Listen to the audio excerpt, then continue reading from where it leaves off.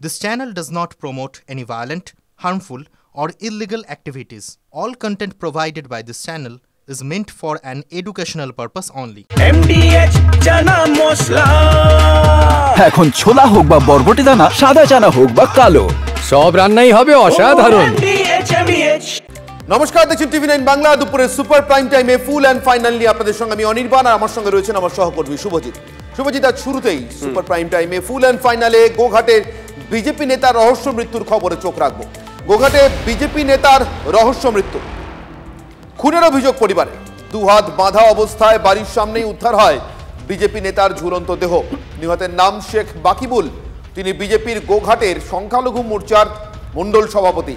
পরিবারের দাবি, হত্যার নেপথ্যে রয়েছে রাজনৈতিক কারণ, রাজনৈতিক প্রতিহিংসার বলি বলেই দাবি স্থানীয় বিজেপি বিধায়কেরও। আমাদের প্রতিনিধি তন্ময় বৈরাগী আমাদের সঙ্গে রয়েছেন, কথা বলবো তন্ময়ের সঙ্গে। তন্ময়, জানতে চাইবো এখনো পর্যন্ত এই খুনের ঘটনা, সেই সম্পর্কে যে রাজনৈতিক দাবি, অভিযোগ পরিবারের এবং পুলিশের তদন্ত কোন পথে এগোচ্ছে?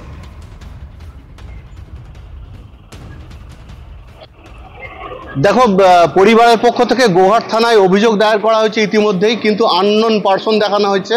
এবং তাছাড়াও বিজেপির পক্ষ থেকে একটি অভিযোগ দায়ের করা হয়েছে এবং বিজেপির দাবি তাদের সংখ্যালঘু সেলের নেতা, সংখ্যালঘু সেলের মণ্ডল সভাপতি এই শেখ বাকিবুল, যেটা অভিযোগ যে হাত বাঁধা অবস্থায় তার মৃতদেহ উদ্ধার করা হয়, হাত বাঁধা অবস্থায় এবং ঝুলন্ত অবস্থায় বাড়ির সামনেই একটি পিচ রাস্তা, যেটা গোঘাট থেকে নকুন্ডা পর্যন্ত গেছে, যে পিচ রাস্তাটি তার পাশেই ঠিক বাড়ি, আর সেখানেই মৃতদেহ ঝুলছিল। স্থানীয় লোকজন দেখে। আর এই ঘটনায় পুলিশ ইতিমধ্যেই কিছু নথিপত্র সংগ্রহ করেছে, যেটা তদন্ত সাপেক্ষ। পুলিশ তদন্ত করে দেখছে বিষয়টি কি হতে পারে, কে বা কারা খুন করলো, কিভাবে খুনের ঘটনা ঘটলো, পুলিশ সেটা তদন্ত করে দেখছে। ইতিমধ্যেই ওই দেহকে উদ্ধার করে আরামবাগ মেডিকেল কলেজ হাসপাতালে ময়না তদন্তের জন্য পাঠানো হয়েছে। অন্যদিকে বিজেপি পক্ষ থেকে অভিযোগ করা হয়েছে তারা বিষয়টি ময়না তদন্তের পর রিপোর্ট হাতে পেলে তারা নিশ্চিতভাবে কোনো কার দিকে অভিযোগ করবে সেটা তারা জানাবে। আচ্ছা, আপাতত ধন্যবাদ তোমাকে তন্ময়। কথা বলছিলেন আমাদের প্রতিনিধি তন্ময় বৈরাগীর সঙ্গে, সরাসরি ছিলেন আমাদের সঙ্গে গোঘাটে বিজেপি নেতা খুনের ঘটনা সম্পর্কে এবং পরিবার এবং তার ঘনিষ্ঠ আত্মীয় পরিজন তারা কি বলছেন এই খুনের ঘটনা সম্পর্কে শেখ বাকিবুলের, শুনে নেব। কি দেখলেন সকালবেলা? আর সকালবেলা দেখি ঝুলছে, আমার মেয়ে আর্মি করতে যাচ্ছে, আর আমাদের এখানে একটা বাড়ালি আছে। ও সকালবেলা দোকান খুলতে এসে দেখছে ঝুলছে, ও এবারে চিৎকার করে দাঁড়িয়ে আছে। আমি ওর সাথে না কথা বলে থাকতে পারিনি, ও জানে। যেচে তৃণমূলে ঢুকতে গেল মিছিলে, বিজয় মিছিলে, সেখানেও ছেলে দুটোকেই মারলো। বলুন, এরপরেও আমি কি খাবো? হয় আমাকে বিষ খেতে হবে, নাহলে মার্ডার করতে হবে। না, যেটা করেছে সেটা চলা থাকবে, টেনশন ভোগ করি। ওই জ্বালা যন্ত্রণায় বিজেপি ঢুকে গেল। বলুক না, এখানে অনেক লোক আছে, তারাও মেরেছে কিনা বলুক না। ছেলে ভাত খাচ্ছে, ঠাই ঠাই করে খেপেছে। কেন? তোদের তো পার্টি করবে বলছে। না, ওটা চলবে না, আমরা লুবও নি আর আমরা দুবও নি। পার্টি করে, আর ও দীর্ঘদিন ধরে বিজেপি পার্টি করতো। আমার এটাই বক্তব্য যে কোনো তো এখানে পার্টিতে বিভেদ না হয়, টিএমসি বা বিজেপি বিভেদ আমরা করতে চাই না। পার্টি আমাদের ঘরের মধ্যেও একাই করতো, তার জন্য আমরা বাড়ি থেকে বার করে দিয়েছি। আমরা পার্টি পছন্দ করি না, ঠিক আছে? আচ্ছা, পার্টি ও যে বিমান ঘোষদা এসছে, সে যেন তার ছেলের জন্য, তার বউ পড়াশোনা খুবই, ছেলের জন্য কিছু ব্যবস্থা যেন করে দেয়। মার্ডার করেছে কোনো পার্টিগত ব্যাপারে, ও বিজেপির একজন কর্মী ছিল, ভালো কর্মী, তাতে করে ওর শত্রুপক্ষ অনেক ছিল, যেও কখন মার্ডার করেছে। কোন পক্ষ থেকে করা হয়েছে বলে মনে করছেন আপনারা? করা হয়েছে সেটা কি করে বলবো এখন, সেটা তো বলা যাবে না।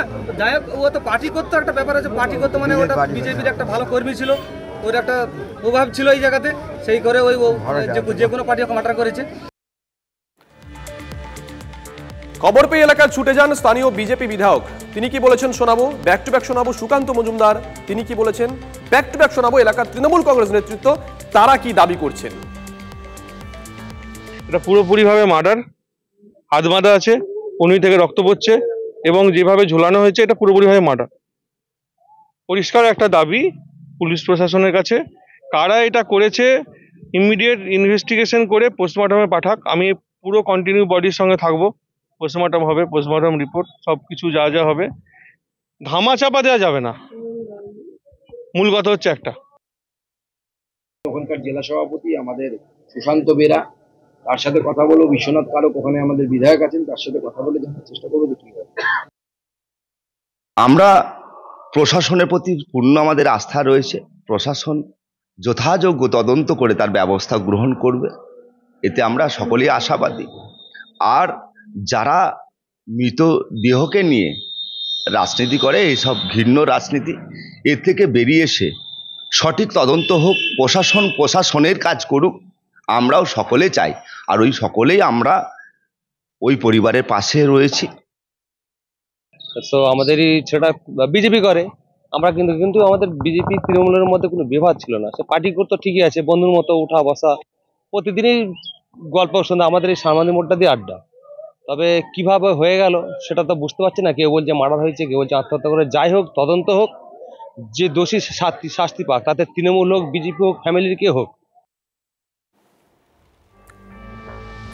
আর একটা ঘটনা, এখানে গ্রাম দখলের লড়াই অনির্বাণ, বীরভূমে গ্রাম দখলের লড়াই, দুই গোষ্ঠীর সংঘর্ষে রীতিমতো রক্তাক্ত লাভপুরের হাতিয়া। বোমাবাজিতে মৃত 2, গুরুতর জখম 4। রাত থেকে দফায় দফায় হাতাহাতি, বোমাবাজি। পুলিশ সূত্রে খবর, নকল কয়েন বিক্রি কেন্দ্র করে এলাকায় দুই গোষ্ঠীর বিবাদ দেখা দেয়। কথা বলবো আমাদের প্রতিনিধি হিমাদ্রির সঙ্গে। হিমাদ্রি, জানতে চাইবো ঘটনা সম্পর্কে তোমার কাছ থেকে। হ্যাঁ দেখো, এই মুহূর্তে আমি কিন্তু গ্রাম থেকে ঠিক 100 থেকে 150 মিটার দূরে রয়েছি। ছবিটা দেখাবার চেষ্টা করব। এই হলো হাতিয়া গ্রাম। সেই গ্রাম কিন্তু একেবারে থমথমে হয়ে রয়েছে। এখনও পর্যন্ত কিন্তু পুলিশ গ্রামে প্রবেশ করেনি। প্রথমে সকাল থেকে যে অভিযোগ উঠছিল, সকাল থেকে গ্রামে পুলিশ প্রবেশ করেনি, পুলিশ আসেনি, সেই অভিযোগ উঠছিল। এরপর কিন্তু যে মৃতদেহ দুটি পড়েছিল, সেই মৃতদেহ দুটি তোলার জন্য পুলিশ এসেছিল। পরবর্তী ক্ষেত্রে গ্রাম থেকে কিন্তু পুলিশ আবারও বেরিয়ে যায় এবং এই মুহূর্তে এখনও পর্যন্ত গ্রামে কিন্তু কোনো পুলিশের কর্মী নেই। এত বড় এক ঘটনা ঘটে গেল, তারপরেও পুলিশের সেই নিষ্ক্রিয়তার ছবি কিন্তু একেবারেই প্রকাশ্যে আসছে। সাধারণ মানুষ তারা আতঙ্কিত হয়ে রয়েছেন, বাড়ি থেকে বের হতে পারছেন না, তারা কেউ বাড়ি থেকে বের হচ্ছেন না। তারপরেও কিন্তু এই ধরনের বোমাবাজির ঘটনা, যেখানে নকল কয়েনকে কেন্দ্র করে সেই নকল কয়েনের কারবার কিন্তু দীর্ঘদিন ধরে চলে। এই যে গ্রাম, সেই গ্রামে দীর্ঘদিন ধরে কিন্তু নকল কয়েনের ব্যবসা চলে, সেটা কিন্তু পুলিশ জানতো। পুলিশ সব জেনেও কিন্তু সেইভাবে কোনো বড় পদক্ষেপ গ্রহণ করে না। এবং লাভপুরের বিধায়ক অভিজিৎ সিনহা, তিনি ক্যামেরার সামনে স্পষ্টভাবে বলছেন, এই যে গ্রাম, সেই গ্রাম কিন্তু একেবারেই ভয়ঙ্কর গ্রাম। এই গ্রামের পরিস্থিতি অত্যন্ত খারাপ।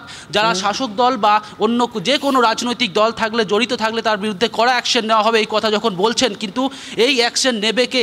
প্রশাসন না, নেতারা এই কথা বলছেন। হিমাদ্রি, নেতারা এই কথা বলছেন। আমার মনে পড়ে যাচ্ছে বকটুয়ের ঘটনা, ভাদু শেখ হত্যার পরেও কিন্তু কোনো রকম পুলিশ পিকেট সেখানে ছিল না। তারপর একটা এত বড় কাণ্ড হয়ে যায়, পরবর্তী সময় সেখানে পুলিশ গিয়ে উপস্থিত হয়। তুমি দেখাচ্ছিলে গ্রামে এখনো পুলিশ নেই এই ঘটনার পর। হ্যাঁ দেখো, একেবারেই গ্রামে কিন্তু এখনও পর্যন্ত কোনো পুলিশ নেই। এই ঘটনার পর সাধারণ মানুষ তারা আতঙ্কিত হয়ে রয়েছেন। তারা এখানে কিন্তু ক্যামেরার সামনেও আসতে অনেকেই ভয় পাচ্ছেন, অনেকে কথা বলতে চাইছেন না। সাধারণ যারা বাসিন্দা সকালে বক্তব্য দিয়েছিল, তারা কিন্তু পরিষ্কারভাবে বলছেন, গ্রামকে দুই গোষ্ঠীর গ্রামের মধ্যে ঝামেলা, উত্তেজনা, নকল কয়েনকে কেন্দ্র করে। এবং তারপর থেকে কিন্তু এই ধরনের ঘটনা, একের পর এক এই ধরনের ঘটনা কিন্তু গ্রামে একাধিক সময় হয়ে থাকে। এর আগেও কিন্তু এই গ্রামে পুলিশের গাড়িতে একবার ভাঙচুর করা হয়েছিল, মারধর করা হয়েছিল। এই ঘটনা এর আগেও কিন্তু এই গ্রামেই ঘটেছে। তারপরেও কিন্তু নিষ্ক্রিয় রয়েছে পুলিশ। যদিও শাসক দল বলছে পুলিশ চেষ্টা করছে, কিন্তু পুলিশ ব্যর্থ হচ্ছে কেন, বারবার সেই প্রশ্নটা উঠছে। পুলিশের ভূমিকা নিয়েও প্রশ্ন উঠছে। এত বড় একটি ঘটনার পরেও কিন্তু গ্রামে যেই সাদা বাড়িটা দেখা যাচ্ছে, সেই সাদা বাড়ির ঠিক পাশেই কিন্তু এই ঘটনা ঘটেছে। যে মৃতদেহ, সেই মৃতদেহ কিন্তু সেখানেই পড়েছিল। বোমাবাজি, একাধিক বোমাবাজি, রাতভর বোমাবাজি হয়েছে এই গ্রামের দুই গোষ্ঠীর মধ্যে। সব মিলিয়ে কিন্তু বড়সড় ভূমিকা এই মুহূর্তে পুলিশের পক্ষ থেকে নিতে দেখা যাচ্ছে না। পুলিশ কিন্তু সেইভাবে সদর্থক ভূমিকা পালন করছে না, সেটা কিন্তু আবারও পরিষ্কার হয়ে যাচ্ছে। রাজনৈতিক যে লড়াই, সেই লড়াই তো চলতে থাকবে, একে অপরকে দোষ দিচ্ছে। কিন্তু যখন বলা হচ্ছে যে স্ট্রং অ্যাকশন নেওয়া হবে, কিন্তু সেই স্ট্রং অ্যাকশন নেবে কে? পুলিশ। সেই পুলিশেরই তো দেখা নেই, তাহলে স্ট্রং অ্যাকশন নেবে কে? এই গ্রামে এই মুহূর্তে আমরা রয়েছি, সংবাদ মাধ্যমে কর্মীরা রয়েছে, সাধারণ গ্রামের কিছু মানুষ গ্রামের ভেতর রয়েছে, এছাড়া কিন্তু এখনো পর্যন্ত কারোর দেখা নেই। নজর থাকবে হিমাদ্রি। অনির্বাণ, একটা বিষয় দেখো, মুড়ি মুড়কির মতন বোম পড়লো, দুজন সেখানে মারা গেলেন, মানে খুন হলেন, 4 জন এই মুহূর্তে জখম আছে। তারপরেও সেখানে কোনো পুলিশ পিকেট বসানো হয়নি। একেবারেই। স্থানীয়রা কি বলছেন এই প্রসঙ্গে একবার শুনে নেব। গ্রাম ছাড়া ছিল, রাত্রে বোম মিছিলে আসে, গ্রামে আক্রমণ করেছিল, আমাদেরকে সারা রাত বোম চার্জ করে। ওরা 2 নম্বরের কাজে যুক্ত, আমরা বারণ করতে যাই, আমাদেরকে বোম মারে, সারা রাত বোম মেরেছে। স্যার, গ্রামের মানুষ শুনে না। দীর্ঘদিন থেকে গায়ে একটা গোষ্ঠীদ্বন্দ্ব হচ্ছিল। রাতে ওরা হায়ার নিয়ে সন্ত্রাসীভাবে গ্রাম ঢোকার চেষ্টা করেছিল। পেছন ধার থেকে এসে উল্টো দিকে অ্যাটাক করে এই ছেলে কটাকে ওরা মার্ডার করতে চলে যায়। ওই যে এরা ছিল মকবুল শাহ, শহীদুদ্দিন শাহ, মহিউদ্দিন, ওরা কোনো দোয়ালি করে না স্যার। গায়ে বারাবরের দুষ্কৃতি।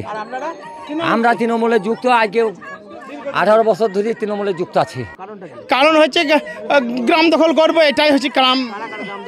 হ্যাঁ, সাব্বির শেখ আর আলমগীর শেখ। স্থানীয় তৃণমূল কংগ্রেস বিধায়ক অভিজিৎ সিনহা তিনি কি বলেছেন শোনাবো, ব্যাক টু ব্যাক শোনাবো কি বলেছেন এই বীরভূমের ভূমিপুত্র রাজ্য বিজেপির নেতা জগন্নাথ চট্টোপাধ্যায়। বড়োয়া একটা বর্ডারিং গ্রাম এবং বারবার সেখানে হাতিয়া গ্রামের কিছু ক্রিমিনালিটি সোশ্যাল আর আশপাশের কিছু এসে ওদের মাঠে জড়ো হয়। কেউ বড়োয়ার দিক থেকে আসে, কেউ সাঁইথিয়ার দিক থেকে আসে, জড়ো হয় এবং সেখানে তারা কালকে বোম মানছিল রাত্রিতে, এইটা খবর আমাদের কাছে এসছে এবং সেখানে এই নিয়ে নিজেদের মধ্যে একটা সংঘর্ষ হয়েছে। এর মধ্যে কোনো রাজনৈতিক বিষয়ে নেই, সম্পূর্ণ সমাজবিরোধী কার্যকলাপ। প্রশাসন বিষয়টা দেখছে। আমরাও প্রশাসনকে বলেছি যে এ বিষয়ে দ্রুত আইনানুগ ব্যবস্থা নিয়ে যেসব সমাজবিরোধীরা এই সব কাজের সঙ্গে যুক্ত তাদের বিরুদ্ধে আইনগত ব্যবস্থা নেওয়া। গোষ্ঠীদ্বন্দ্ব মানে এই নকল কয়েন বা সোনার মুদ্রার এর একটি বড় কারবার এই আমোদপুর লাভপুর জুড়ে চলে। সারা পশ্চিমবঙ্গ তথা সারা ভারতবর্ষের বহু মানুষ এতে সর্বশ্রান্ত হয়েছে। বারবার বলার পরেও, আমরা বহুবার পুলিশকে অভিযোগ জানানোর পরেও এদের মূল চক্রী বা পাণ্ডাদের কখনো এদেরকে গ্রেপ্তার করা হয় না। কলকাতা সহ বিভিন্ন অঞ্চলের মানুষদের এসব চত্বরে ট্রেনে ডেকে আনা হয়, তারপর স্টেশন থেকেই লুট করা হয় তাদের কাছ থেকে হাজার হাজার লক্ষ লক্ষ টাকা। তো এবং যা কিছু খারাপ কাজ পশ্চিমবঙ্গে এখন তার পেছনেই তৃণমূল মানেই তোলামূল। তৃণমূল মানে আপনারা জানেন যে এর ভাগ ওই তৃণমূলের এক রাজ্যসভার সাংসদের বলে দেওয়া তত্ত্ব অনুযায়ী 75-25-এর ভাগ। দেখো শুভজিৎ, কাশেম সিদ্দিকীকে তৃণমূলের রাজ্য সাধারণ সম্পাদক করার পর থেকে কিন্তু ক্রমশ জল উত্তপ্ত হচ্ছিল। এবার সেই উত্তাপ একবারে সামনে থেকে দেখা গেল। জল উত্তপ্ত শুধু নয়, কার্যত ফুটছে বলা যায়। কাশেম সিদ্দিকীকে তৃণমূলের রাজ্য সম্পাদক বানানোয় দলের ক্ষতি হওয়ার সম্ভাবনা আছে। উল্টে আইএসএফ এর একটা দুটো আসন বেড়েও যেতে পারে। এমনকি ভাঙড়েও নওশাদ ফের জিতবেন এমনই দাবি ফুরফুরা শরীফের পীরজাদা তহা সিদ্দিকী। আমার সঙ্গে রয়েছেন আমাদের প্রতিনিধি প্রদীপ্ত কান্তি ঘোষ। প্রদীপ্ত, শেষমেশ তাহলে তহা সিদ্দিকীর ভিতরের কথা বাইরে এসেই পড়ল।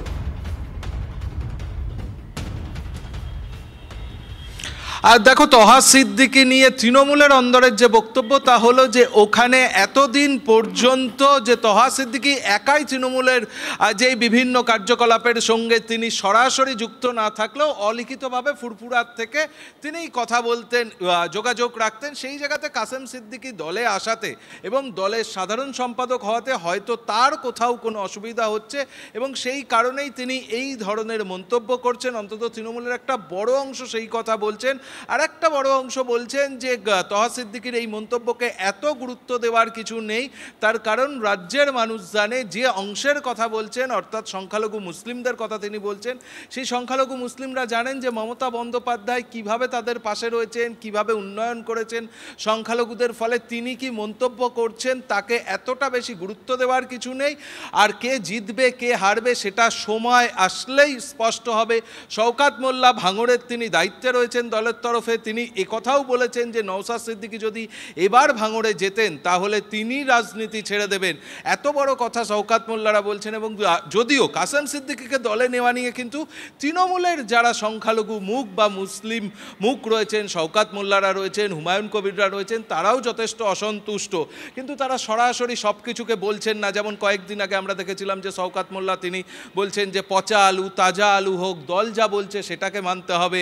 হুমায়ুন কবিরও সেই অর্থে এখন মুখ খুলতে চাইছেন না দলের কোনো সিদ্ধান্ত নিয়ে। তার কারণ তুমি জানো যে বিধানসভার শৃঙ্খলা রক্ষা কমিটি হুমায়ুন কবিরের ক্ষেত্রে পদক্ষেপ করেছে, আর সেই কারণে হুমায়ুন কবিরও এই মুহূর্তে তা নিয়ে খুব বেশি মুখ খুলছেন না। তবে তহা সিদ্দিকীর এই ধরনের যে মন্তব্য সেটা তৃণমূল কংগ্রেসের কিন্তু মাথা ব্যথা বাড়াতে পারে, কারণ নওশাদ সিদ্দিকীও তার মতো করে গোটা রাজ্যের বিভিন্ন জায়গায় যেখানে তাদের পকেট রয়েছে তিনি নিয়মিত কর্মসূচি নিচ্ছেন এবং কর্মসূচিগুলোতে কিন্তু যথেষ্ট ভিড় বাড়ছে। ফলে মুসলিমরা কি সত্যি নওশাদের দিকে যাচ্ছে, তৃণমূল কংগ্রেসকে ছেড়ে কিনা সেটার জন্য অপেক্ষা অবশ্যই বেশ কিছুদিন একেবারেই। আপাতত তোমাকে ধন্যবাদ প্রদীপ্ত। কথা বলছিলাম আমাদের প্রতিনিধি প্রদীপ্ত কান্তি ঘোষের সঙ্গে।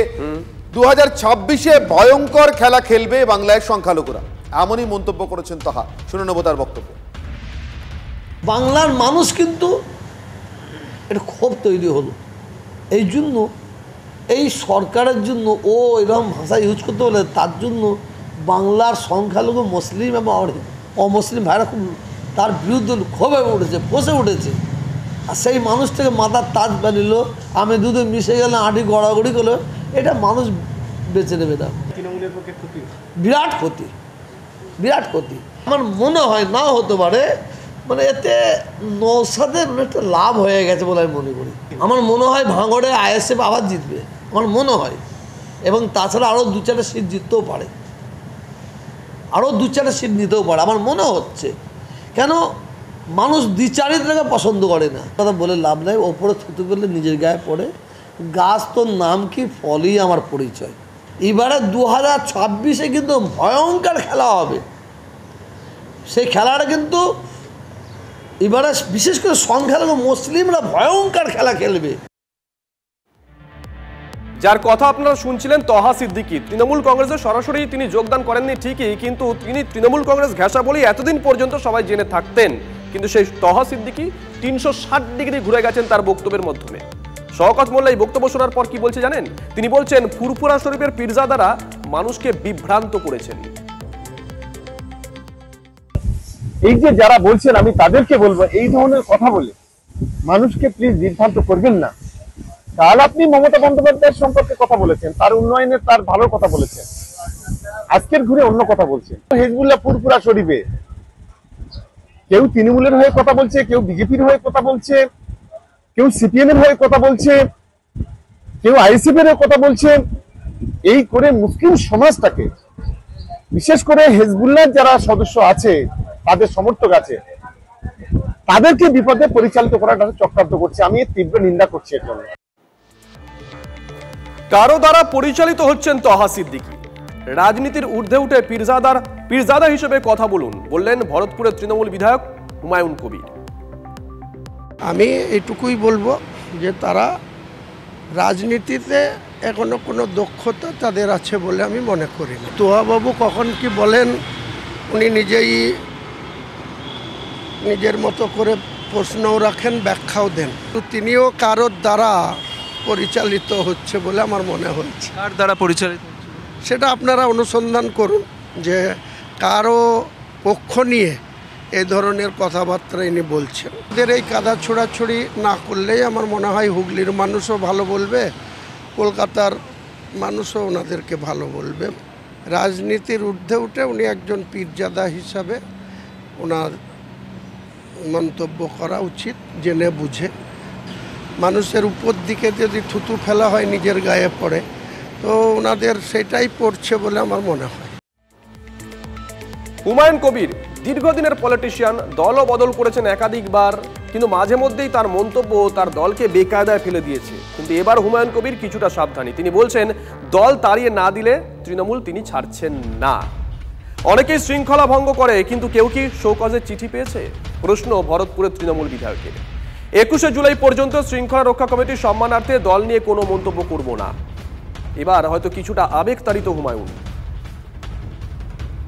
21শে জুলাই অবধি দল আমাকে তাড়িয়ে না দিলে বা আমাকে যদি বাধ্য না করায়, তাহলে আমি তৃণমূল কংগ্রেসটা ছেড়ে যাচ্ছি না, তৃণমূল কংগ্রেসটাই করব। আর দল যদি বাধ্য করে তখন তো বলেছি যে সেটা অনেক সময় আছে। অনেকে অনেক রকম শৃঙ্খলা ভঙ্গ করে, কারো ক্ষেত্রে কিন্তু আমার মতো এই 8 মাসে 3 বার, 2 বার শোকজ, 1 বার লাস্ট ওয়ার্নিং চিঠি কেউ কি পেয়েছে? কাজে আমাকে তো চিন্তা ভাবনা করেই কথা বলতে হবে। এবং 21শে জুলাই অবধি আমি সত্যিই বলছি, আপনারা যতই প্রশ্ন করুন, যাই করুন, আমি আর এই ডিসিপ্লিনারি কমিটিকে সম্মানার্থে তাদের এই নির্দেশকে পালন করতে গিয়ে যাই ঘটুক, যাই ঘটছে, আমি এ ব্যাপারে নেত্রীর প্রতি বা আমাদের সেনাপতির প্রতি পূর্ণ আস্থা রেখে চলব। অন্যদিকে ভবানীপুর থেকে এই শহরে দীঘার জগন্নাথ মন্দিরের প্রসাদ বিলি শুরু হলো শুভজিৎ। তৃণমূলের পিছিয়ে পড়া ৭০ নম্বর ওয়ার্ড, মানে ২০২৪-এর লোকসভা নির্বাচনের নিরিখে, সেই নির্বাচনের ফলের নিরিখে পিছিয়ে পড়া ৭০ নম্বর ওয়ার্ড, সেখান থেকে শুরু হলো প্রসাদ বিলির কাজ। কথা বলবো আমাদের প্রতিনিধি সায়ন্ত আমাদের সঙ্গে রয়েছেন, সায়ন্তের সঙ্গে। সায়ন্ত, কিভাবে শুরু হলো আজকের জগন্নাথ মন্দিরের প্রসাদ বিলির কাজ ৭০ নম্বর ওয়ার্ডে, যদি আমাদেরকে জানা।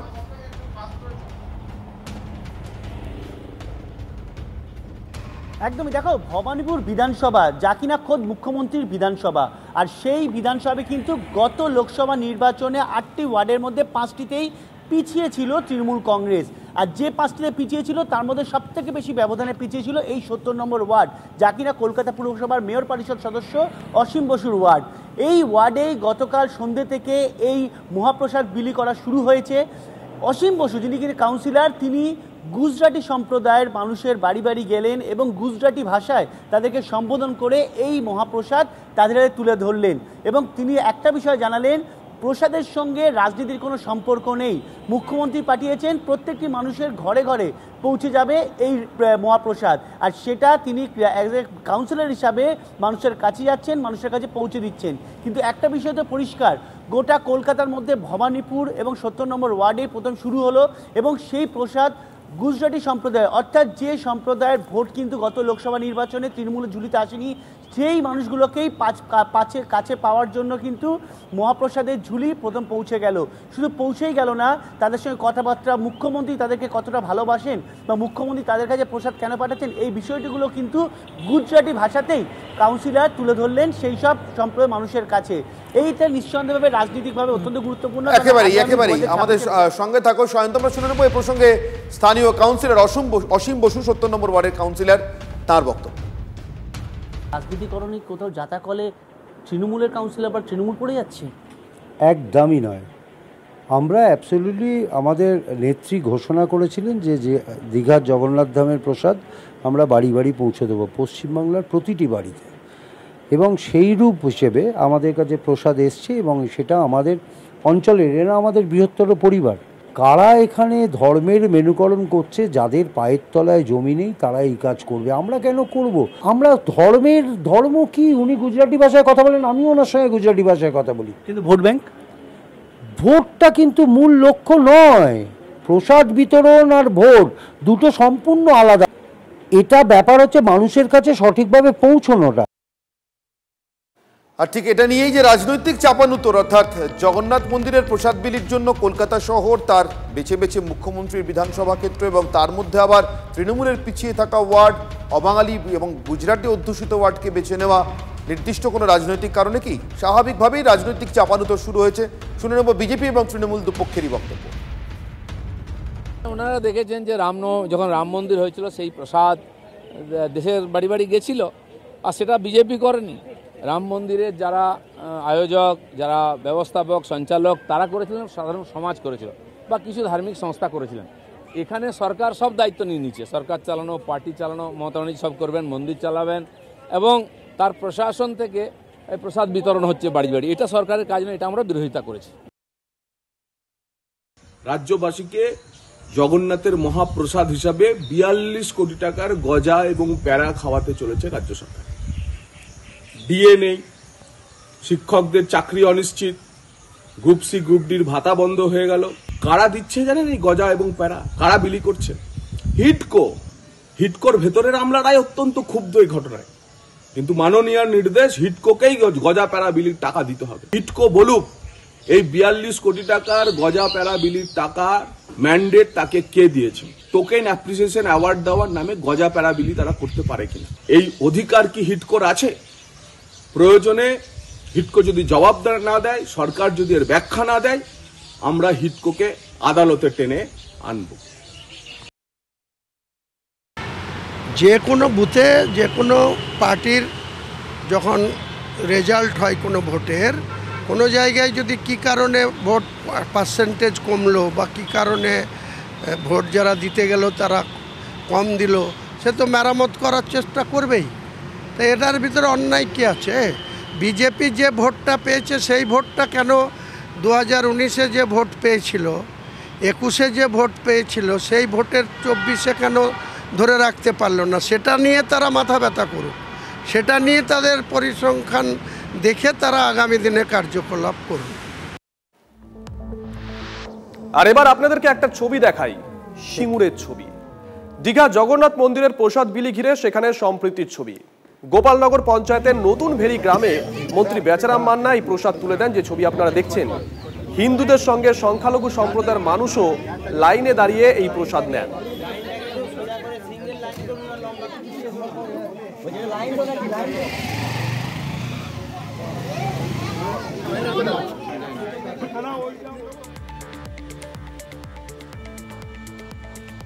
অনির্বাণ, দীঘায় তো জগন্নাথ মন্দির হয়েছে, তার প্রসাদ চলে যাচ্ছে, সেই ছবিগুলো আমরা দেখাচ্ছি। জগন্নাথের প্রসাদ রেশন ব্যবস্থার মাধ্যমে গোটা রাজ্যে পাঠানো হচ্ছে, অথচ এই রাজ্যেই রথের মেলার অনুমতি দিল না পুলিশ। রথের দড়ি টানা যাবে, কিন্তু রথ নিয়ে মেলা বা উৎসবের আয়োজন করা যাবে না। মালদার কালিয়াচকের জালালপুরে 629 বছর ধরে রথের মেলা হয়। দূর দূরান্ত থেকে বহু মানুষ আসেন এই মেলায়। এক সপ্তাহের বেশি সময় ধরে চলে এই মেলা। সেই মেলা বন্ধ করে দিয়েছে প্রশাসন, এমনটাই অভিযোগ উঠে আসছে। কিন্তু কেন? জেলা প্রশাসন সূত্রে খবর, এই মেলাকে ঘিরে এলাকায় রাতে দুষ্কৃতীদের অত্যাচার হয়, ছিনতাই এমনকি খুন পর্যন্ত হয়েছে। প্রশ্ন উঠছে, আইন শৃঙ্খলা সামলাতে না পেরে সুপ্রাচীন মেলাই কি পুলিশ বন্ধ করে দেবে? আয়োজকরা কি বলছেন শুনুন একবার। আমাদের 629 বছর এবার হবে রথের মেলা। রথ টানতে দেবে কথা বলছেন পুলিশ প্রশাসন, কিন্তু রথের মেলা করতে দেবে না। আমরা রথের মেলা করতে চাই। কত মানুষ এখানে প্রায় 30-40 হাজার লোক এখানে অনুষ্ঠানে আসে। আমরা আদালতে যাবো, প্রশাসনের লড়াই করবো, আমাদের যেন মেলা হয়। মেলা তোমার ভালো মতনই হতো, আমার বাপ দাদা নেই আমরা দেখা। কি হতো মেলাতে? মেলাতে সব রকমই হতো, ধরেন যে গান, সার্কেস যত রহে সবই হয়েছে। কোথা থেকে মানুষ আসতো এখানে? বহু দূর থেকে আসতো। সব ধর্মের লোক আসতো? হ্যাঁ, সব ধর্মের। মেলা হোক, এটাই চাই আমরা। জেলা বিজেপি নেতৃত্ব তারা দাবি করছেন দেবোত্তর জমির ওপরে রথের মেলা হয়, সেই জমি দখল করতে মরিয়া জমি মাফিয়ারা, এমনটাই গুরুতর অভিযোগ তাদের। এই রথের মেলাকে কেন্দ্র করে সেই এলাকায় যে ফাঁকা জমিটা আছে, এইটাও নিজেদের দখলে রাখার জন্য গোটা পশ্চিমবঙ্গের সঙ্গে মালদাতেও যে জমি মাফিয়া রাজ কাজ করছে, এবং প্রশাসন ও পুলিশ যে সক্রিয়ভাবে এই জমি মাফিয়া রাজদের সঙ্গে আছে, সেটার একটা উদাহরণ হলো জালালপুরের রথের মেলা। আর ইংরেজবাজার পুরসভার চেয়ারম্যান কৃষ্ণেন্দু নারায়ণ চৌধুরী তিনি কি বলছেন শুনুন। সম্প্রীতি রক্ষা করতে পুলিশও সচেতন, গ্রামের লোকরাও সচেতন। হয়তো কোনো ঘটনা পেয়েছে, এই জন্য পুলিশ এটা বলছে। আশা করবো জট খুলে যাবে।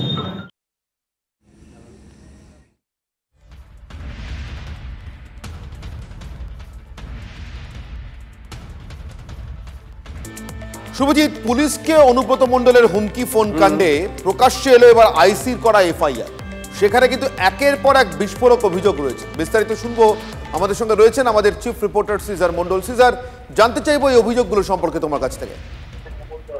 দেখো, আইসি লিটন হালদার যে অভিযোগ করেছেন, যার ভিত্তিতে অনুব্রত মণ্ডলের বিরুদ্ধে এই এফআইআর ড্র করা হয়েছে, সেখানে আইসি স্পষ্ট যে তথ্যগুলো দিয়েছেন সেগুলো কার্যত বিস্ফোরক। যেমন তিনি বলেছেন তার সরকারি নাম্বার, অর্থাৎ আইসির যে সরকারি পুলিশের যে নাম্বার, সেই সিইউজি নাম্বারে ফেস টাইমে কল করেছিলেন অনুব্রত মণ্ডল। এর আগে অনুব্রত মণ্ডল ওই নাম্বারে বিভিন্ন সময় কল করেন এবং আইসি দাবি করেছেন ওই ফেস টাইম আইডিটা অনুব্রত মণ্ডলেরই, অর্থাৎ অনুব্রত মণ্ডলই যে ফোন করেছিলেন সেটা নিশ্চিত আইসি।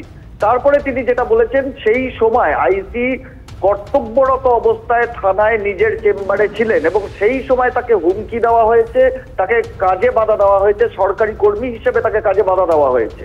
তৃতীয় তার অভিযোগ হচ্ছে তার মৃতা মা এবং তার স্ত্রী সম্পর্কে অশালীন কদর্য ভাষায় আক্রমণ করা হয়েছে ওই ফোনে।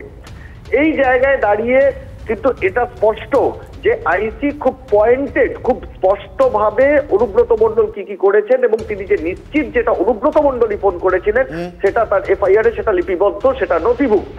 আর এখানেই প্রশ্ন উঠছে, আইসির সহকর্মী বীরভূম জেলা পুলিশ তারপরেও কেন অনুব্রত মণ্ডলের ফোন বাজেয়াপ্ত করলো না? উল্টে মহিলা কমিশন যখন অ্যাকশন টেকেন রিপোর্ট চেয়েছিল বীরভূম জেলা পুলিশের কাছে, সেখানে তারা জানিয়েছে যে অনুব্রত মণ্ডল নাকি সহযোগিতা করছেন, সেই কারণে তার ফোন বাজেয়াপ্ত করা হয়নি বা তাকে হেফাজতে নেওয়া হয়নি বা এখানে গ্রেফতার একটি করা প্রশ্ন হয়নি। সিধা তোমার কাছে আমার, এই যে আইসির ফোন সেটা তো বাজেয়াপ্ত হয়েছে, এখন আইসি যে দাবি করেছিলেন তুমি যেমনটা বলছো যে এফআইআরে তিনি সেই সময় তার চেম্বারেই ছিলেন, অন ডিউটি ছিলেন, তাহলে এটা কি তার সরকারি ফোন?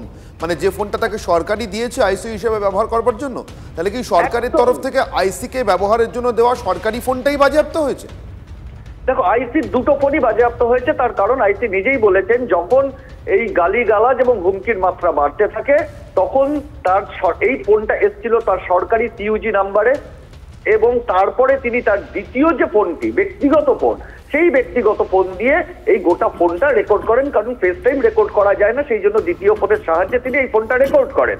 আর এখান থেকে স্পষ্ট যে সরকারি কর্মীকে তার সরকারি ফোনে হুমকি দেওয়া হয় এবং দ্বিতীয় ফোনে তিনি রেকর্ড করেছিলেন বলে এই দুটি ফোনই বীরভূম পুলিশ বাজেয়াপ্ত করেছে। অথচ মজার বিষয় হচ্ছে যিনি ফোন করলেন সেই অনুব্রত মণ্ডলের ফোনই কিন্তু বাজেয়াপ্ত করলো না বীরভূম জেলা পুলিশ। সিজার, তোমার কথা প্রসঙ্গে যখন জাতীয় মহিলা কমিশনকে পুলিশের তরফ থেকে রিপোর্ট দেওয়া হলো সেই খবর আমরা দেখিয়েছিলাম, সেখানে উল্লেখ রয়েছে যে এই যে পুলিশের ফোন দুটো বাজেয়াপ্ত করা হয়েছে তার রিপোর্ট এখন আসেনি, পরীক্ষার রিপোর্ট পেলে তবেই অভিযুক্তের মোবাইল ফোন বাজেয়াপ্ত করা হবে। সব ক্ষেত্রেই কি এটা হয়ে থাকে নাকি বিশেষ ক্ষেত্রে? এফআইআরে কিন্তু অনুব্রতর ওই কথাটা উল্লেখ রেখেছে পুলিশ স্বয়ং। সিজার, দেখো, এইখানে দাঁড়িয়ে কোনোভাবে পুলিশ যে যুক্তি দিচ্ছে সেই যুক্তি আদৌ গ্রহণযোগ্য নয়, কারণ পুলিশ বিভিন্ন সময় বিভিন্ন ব্যক্তিকে গ্রেপ্তারের পরে তারা দাবি জানায় যে তিনি তথ্য প্রমাণ নষ্ট করতে পারেন, অথচ এখানে দেখা যাচ্ছে সেই তথ্য প্রমাণের যে মূল গ্যাজেট সেই ফোনটাই কিন্তু অনুব্রত মণ্ডলের কাছে রয়ে গেছে। আর এখানে যেখানে আইসি নিজে দাবি করছেন একজন সরকারি কর্মচারী হিসেবে, একজন পুলিশ আধিকারিক হিসেবে তার অভিযোগ যেটা এফআইআরে নথিভুক্ত হয়েছে যে এটা অনুব্রত মণ্ডলেরই ফেস টাইম আইডি, সেখানে দাঁড়িয়ে সেই ফোনটি অর্থাৎ অভিযুক্তের ফোন যেটা সন্দেহ তালিকায় শীর্ষে রয়েছে সেই ফোনটি বাজেয়াপ্ত না করে কেন রিপোর্টের জন্য অপেক্ষা করা হচ্ছে সেটা বীরভূম জেলা পুলিশ উত্তর দিতে পারবে, কিন্তু কোনো গ্রহণযোগ্য উত্তর আদৌ আছে কিনা অন্তত শীর্ষ পুলিশ আধিকারিক যারা বিভিন্ন সময় এই ধরনের মামলা তদন্ত করেছেন তারা তার কোনো সদুত্তর খুঁজে পাচ্ছেন না। নজর থাকবে সিজার।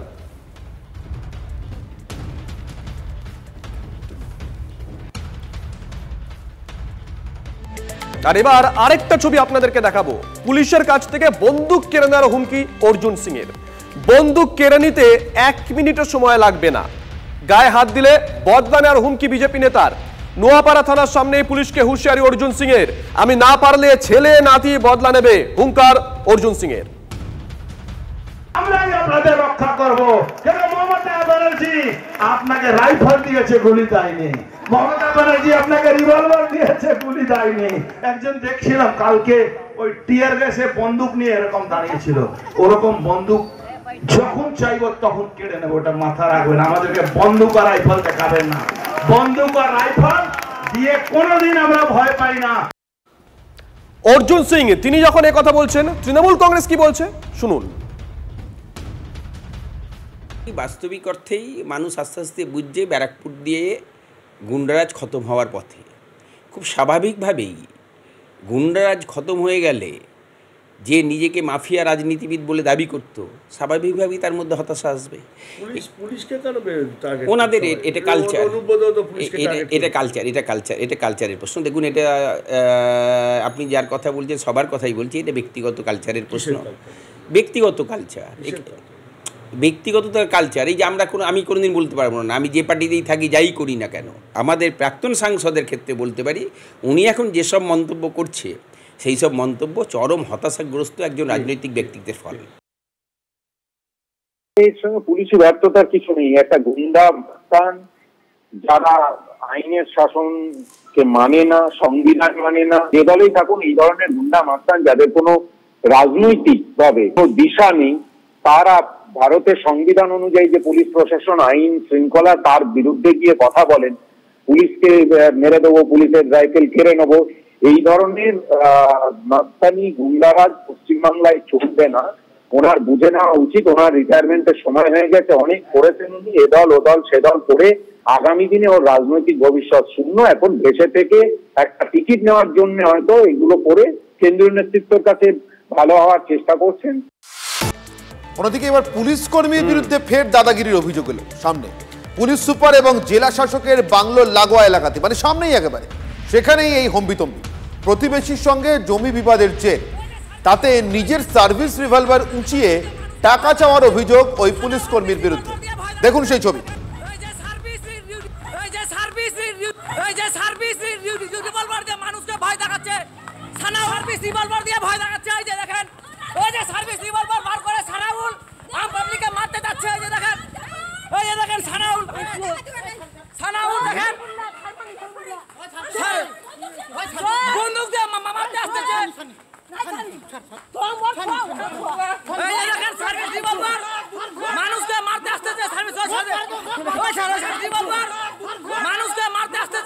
পরে জনরোষের মুখে পড়ে দৌড়ে পালান অভিযুক্ত ওই পুলিশ কর্মী। সমাজ মাধ্যমে সেই ভিডিও ভাইরাল হতেই শোরগোল। অভিযোগ করতে গেলে আক্রান্তদেরই পুলিশ আটক করে বলে পাল্টা আরো গুরুতর অভিযোগ সামনে আসে। রায়গঞ্জ থানার কর্ণজোড়ার ঘটনায় তীব্র চাঞ্চল্য। স্থানীয়দের অভিযোগ, সানাউল্লাহ নামে পুলিশ কর্মী এলাকায় সন্ত্রাস তৈরি করেছে। সানাউল নামে যে লোকটা আছে, ওনার পাশে আমার জমি আছে, আমি বাড়ি দিচ্ছিলাম। সানাউলটা কে? সানাউলটা সন্দীপ বিশ্বাসের বডিগার্ড। পাকা বাড়ি দিচ্ছি আর কি, সরকারি নিয়ম মানে 3 ফিট ছাড়তে হয়, 3 ফিটও ছাড়ছি, তার জায়গায় আরো 2 ফিট ছাড়ে দিয়েছি।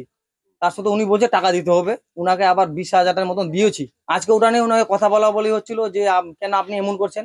উনি যাতা ভাষা বলে গালিগালাজ করতেছিল। তারপর হঠাৎ করে উনি নিজের যেটা সার্ভিস রিভলভার ছিল সেটা বার করে আমাদেরকে ধমকি দেখাচ্ছিল। পুলিশের সামনে গালিগালা করলো আমাকে বাড়িতে আসে তরোয়াল দিয়ে মারে দিবে। 3 ভাই মিলে, লতিপুর মোহাম্মদ, রানা মোহাম্মদ, আলিফ মোহাম্মদ, 3 ভাই মিলে আমাকে মার্ডার করার জন্য মসজিদের সামনে দাঁড়ায় আছে। ওরা কে? ওরা সানার চামচা, মানে সানা তো সানাউল, যাকে মারাপিটটা যার সঙ্গে হয়েছিল। সানাউল তো পুলিশ কর্মী? হ্যাঁ, ওরই চামচা। আমরা শুনে নেব এই প্রসঙ্গে রায়গঞ্জের সাংসদ, মাফ করবেন, বালুরঘাটের সাংসদ, রাজ্য বিজেপির সভাপতি সুকান্ত মজুমদার। তিনি রায়গঞ্জের এই ঘটনা প্রসঙ্গে কি বলেছেন এবং শুনে নেব প্রাক্তন পুলিশ কর্তা অরিন্দম আচার্যের বক্তব্য। পুলিশ এখন মানসিকভাবে বিক্ষিপ্ত হয়ে গেছে। যবে থেকে অনুব্রত মণ্ডল আইসির স্ত্রী এবং মাকে যে ধরনের গালিগালাজ করেছে, তারপর থেকে পুলিশের মাথার ঠিক নেই। পশ্চিমবঙ্গ পুলিশকে সবাইকে নিয়ে একবারে রাঁচিতে নিয়ে যাওয়া, ইনক্লুডিং হোম মিনিস্টার আমাদের মমতা বন্দ্যোপাধ্যায়। জেলা প্রশাসনের দায়িত্বে যে সমস্ত সুপিরিয়ার আছে তাদের কোনো আজকে এই সাবঅর্ডিনেটদের প্রতি কোনো আজকে তাদের কোনো মানে বলুন তো তাদের কোনো কথা গ্রাহ্যই করে না। কারণ এরা আপনি জানবেন যারা এই সমস্ত করে বেড়াচ্ছে তারা অবশ্যই রাজনৈতিক নেতাদের শেডে না থাকলে এত বড় ঘৃণ্য অপরাধ করতে পারে না। এদিকে সাময়িক বিরতির পর ফের মেজাজে দিলীপ ঘোষ, চেনা মেজাজে। রাজ্য বিজেপির মধ্যে এখন সৌজন্যের অভাব। তৃণমূল সিপিএম থেকে আসা নেতাদের নিয়ে প্রশ্ন তুললেন দিলীপ বাবু। তারা হিংসা ও দুর্নীতির রাজনীতিতে অভ্যস্ত, বিজেপির উদার রাজনীতি হজম করতে পারেন না তারা। যোগ দিবসে এভাবেই বিস্ফোরক দিলীপ ঘোষ। না, দেখা যাচ্ছে না এই কারণে যারা টিএমসি বা সিপিএম থেকে এসছেন তারা ওই সৌজন্যে অভ্যস্ত নন। তারা ওই হিংসার রাজনীতি বা দুর্নীতির রাজনীতিতে অভ্যস্ত। তাই বিজেপির যে উদার রাজনীতি, বসুধৈব কুটুম্বকম, সবকা সাথ সবকা বিকাশ বলেন, কিন্তু হয়তো হজম করতে পারেন না, তাই এই ধরনের প্রবলেম হয় তাদের ক্ষেত্রে। কিন্তু বিজেপির যে নীতি সেটা পরিষ্কার, সেটা আবার আমাদের কেন্দ্রীয় নেতৃত্ব দেখিয়েছেন, সেইভাবেই বিজেপি চলা উচিত, নাহলে what is the difference. Dilip Ghosh সাময়িক একটা বিরতির পর আবারও চেনা মেজাজে। তৃণমূল কংগ্রেস নেতা অরূপ চক্রবর্তী এই মুহূর্তে আমাদের সঙ্গে রয়েছেন। অরূপদা, নিশ্চয়ই খবরটা আপনি শুনেছেন। দিলীপ বাবু একেবারে পুরনো মেজাজে, কিন্তু যে কথা তিনি বলেছেন অত্যন্ত ইম্পর্টেন্ট। তিনি বলছেন অন্য রাজনৈতিক দল থেকে যারা তাদের দলে এসেছে, মানে বিজেপিতে এসেছে, তারা দুর্নীতির রাজনীতিতে অভ্যস্ত। কি মনে হয়, কি বলতে চাইলেন দিলীপ বাবু? 2026 তৃণমূল কংগ্রেসের জন্য কার্যত ওয়াকওভার। কারণ রাজ্যের প্রধান বিরোধী দল তারা এটা ঠিক করতে পারছে না যে তারা তৃণমূল কংগ্রেস শাসক দলের সাথে লড়বে না নিজেদের সাথে লড়াই শেষ করবে। কারণ দিলীপ ঘোষের এই বক্তব্যের মূল টার্গেট হচ্ছে শুভেন্দু অধিকারী। শুভেন্দু অধিকারী তৃণমূল কংগ্রেস থেকে এসছেন, তিনি দুর্নীতিগ্রস্ত। কারণ এটা তো সত্যি কথাই, দিলীপ ঘোষকে তো কেউ খবরের কাগজে মুড়িয়ে টাকা দিতে দেখেনি। দিলীপ ঘোষকে কেউ আর যাই করুক চোর বদনাম দেয়নি। কিন্তু যাকে লোকে চোর বলেছিল এবং এই বিজেপি চোর বলেছিল এবং আরো স্পেসিফিক্যালি দিলীপ ঘোষই চোর বলেছিল। কাঁথিতে মিটিং করে দিলীপ ঘোষ বলেছিল সারদার চোর নারদার তোলাবাজ, তো সে হয়ে গেছে এখন দিলীপ ঘোষের দলের নেতা। এই যে সুকান্ত মজুমদার, উনিও একসময় অন্য দলে অধ্যাপক সংগঠন করতেন, সেই দল থেকে এসছেন। আজকে টার্গেটটা পরিষ্কার বোঝা যাচ্ছে, বিজেপি আসলে পরিযায়ী দলে পরিণত হয়েছে। বিজেপিতে তৎকাল বিজেপি, নব্য বিজেপি, প্যারাসুট বিজেপি, আর আদি বিজেপিরা বিজেপি থেকে আউট হয়ে গেছে। বুঝতে পেরেছি। বিজেপি আগে নিজের দল সামলাক, তারপরে বাংলা দখলের কথা ভাবছে। ধন্যবাদ অরূপদা। আর এবার চোখ রাখবো মধ্যপ্রাচ্যের যুদ্ধের খবরে। নবম দিনে আরো ভয়ঙ্কর ইরান ইসরায়েল যুদ্ধ। 12 ঘন্টার মধ্যে ইসরায়েলের বেশ কয়েকটি শহরে হামলা চালালো ইরান। পুরো ইসরায়েল জুড়ে এয়ার রেড অ্যালার্ট জারি। ইরানে একের পর এক মিসাইল হামলা ইসরায়েলি এয়ারফোর্সের। মিসাইল স্টোরেজ এবং লঞ্চ সাইটকে টার্গেট ইসরায়েলের। তেহরানের শহরের বিল্ডিং এ আছড়ে পড়লো একের পর এক ইসরায়েলি মিসাইল। অর্থাৎ পাল্টা ইরানেও হামলা চালিয়েছে ইসরায়েল, এবং এই হামলা পাল্টা হামলায় যুদ্ধের নবম দিনও ভয়ঙ্কর, ধ্বংসাত্মক, ভয়ঙ্কর সমস্ত ছবি সামনে আসছে, যা আপনারা দেখতে পাচ্ছেন এই মুহূর্তে TV9 বাংলায় ফার্স্ট অন।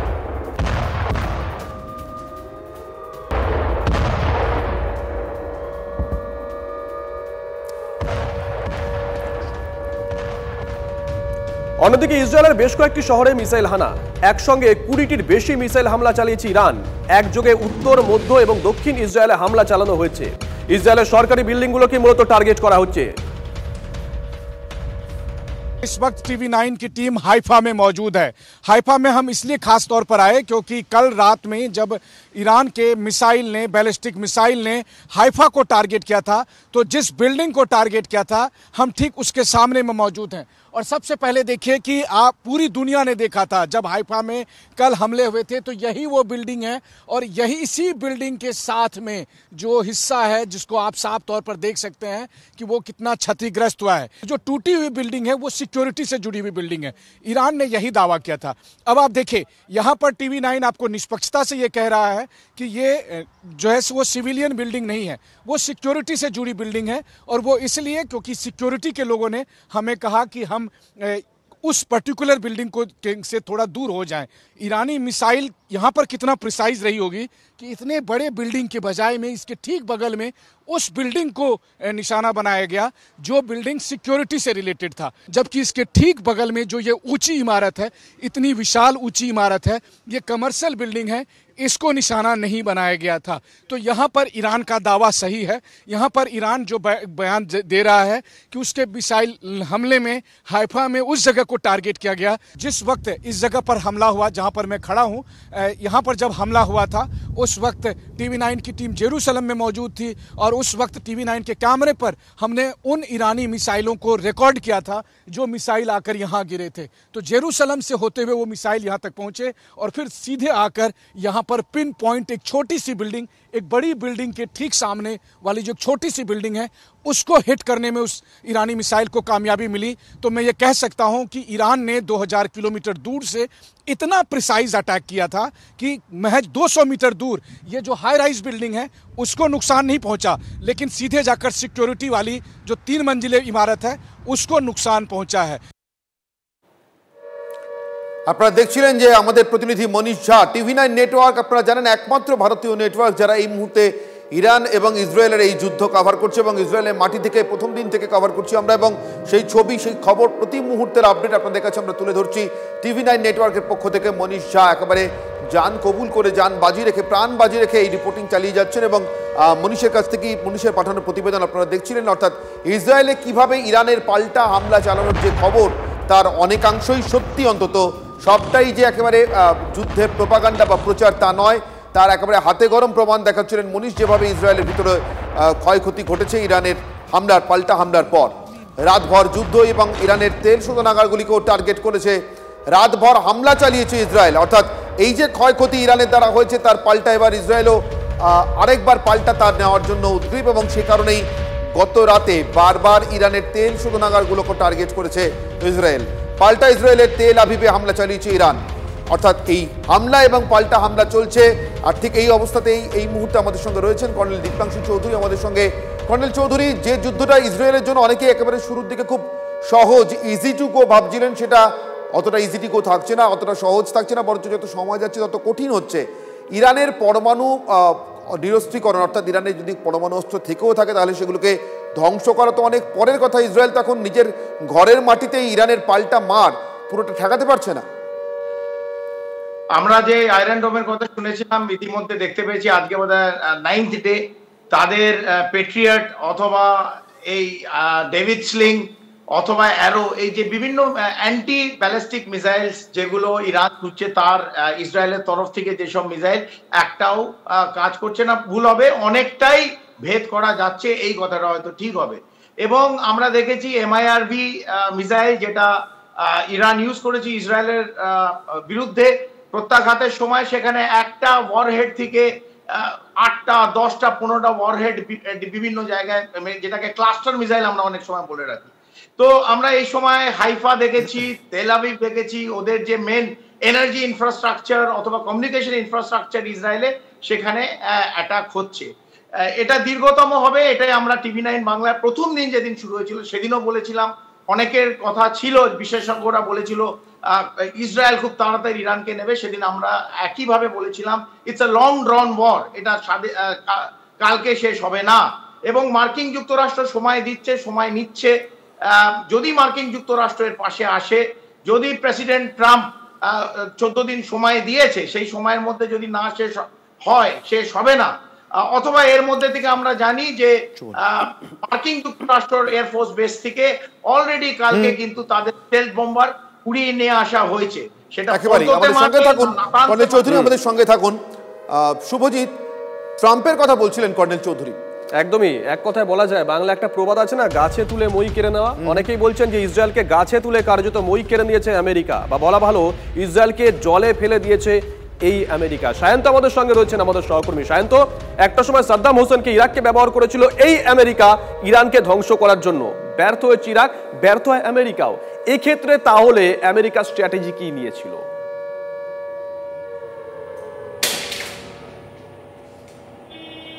দেখো শুভজিৎ, আমেরিকা কিন্তু অতীত জানে যে অতীতে কোথায় কোথায় তারা ব্যর্থ হয়েছে এবং কোথায় হাত দিতে গিয়ে তাদের হাত পুড়েছে।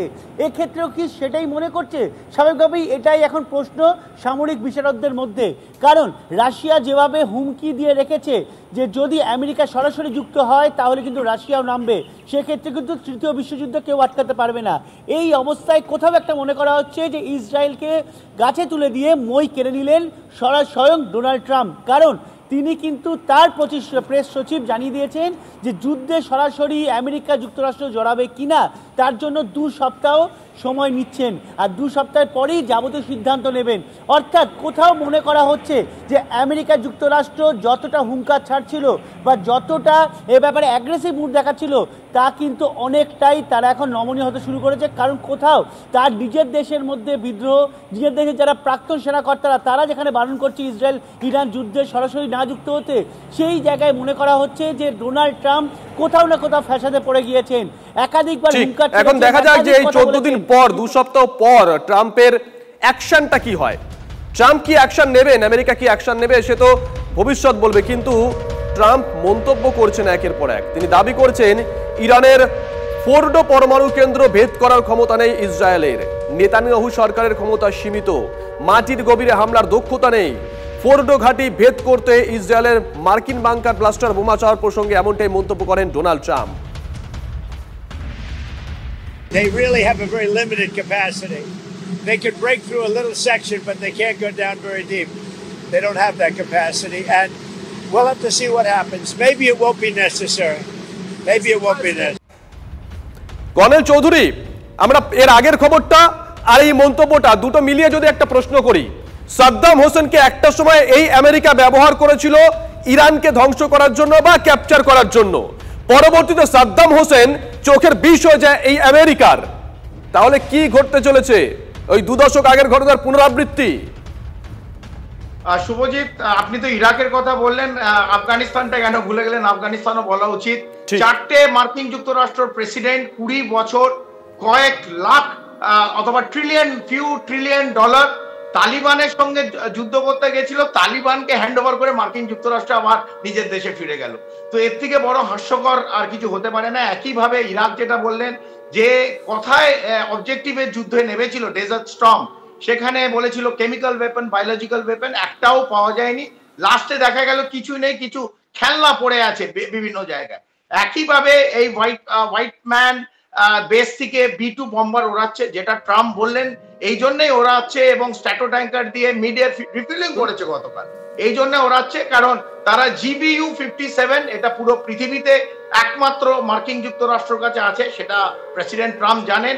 এটা 200 ফিট ভেতরে ঢুকে গিয়ে তারপর বাংকার বাস্টার, একমাত্র আমেরিকা ছাড়া এই 200 ফিট কোন বাংকার বাস্টার অ্যামিনেশন কোন রাষ্ট্রের কাছে নেই। তাই উনি জানেন ফর্দো অথবা নাতানস বলছে ডিস্ট্রয় হয়েছে, কিন্তু পুরোটা হয়নি, লিকেজ হচ্ছে মাটির নিচে, which is also very dangerous। নজর থাকবে। অসংখ্য ধন্যবাদ কর্নেল চৌধুরী, অসংখ্য ধন্যবাদ।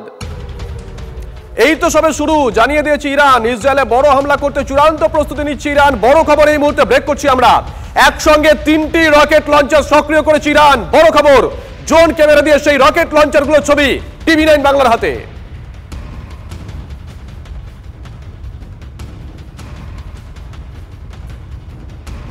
ইসরায়েলের হাইফায় ভয়াবহ হামলা, একটি অভিজাত এলাকায় মিসাইল দাগল ইরান। বিস্ফোরণের জেরে ভেঙে পড়েছে বহুতল, বহু ক্ষয়ক্ষতির আশঙ্কা। হাইফায় 3টি ক্রুজ মিসাইল দেখেছে ইরান। যদি MDH কিচেন কিং কিচেনে থাকে তো আমরা যা ইচ্ছে তৈরি করতে পারি। বেগুনের ভর্তা, আলু কপি, ভিন্ডি মশলা, আরো অনেক কিছু। MDH